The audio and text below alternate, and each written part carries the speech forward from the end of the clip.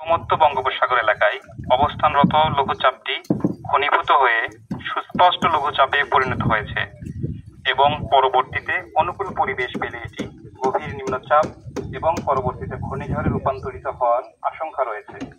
আবহাওয়া অধিদপ্তর কর্তৃক দেশের সকল সমুদ্র বন্দরকে ১ নং দূরবর্তী সতর্ক সংকেত দেখিয়ে যেতে বলা হয়েছে।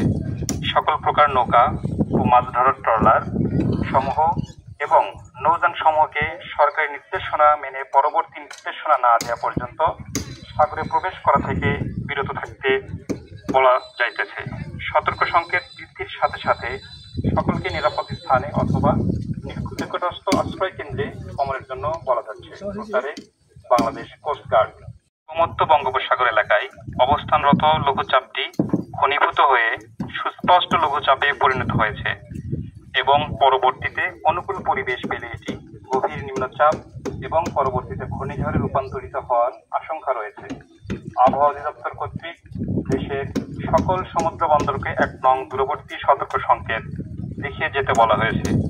সকল প্রকার নৌকা ও মাছ ধরার ট্রলার সমূহ এবং নৌযান সমূহকে সরকারি নির্দেশনা মেনে পরবর্তী নির্দেশনা না দেওয়া পর্যন্ত সাগরে প্রবেশ করা থেকে বিরত থাকতে বলা যাইতেছে।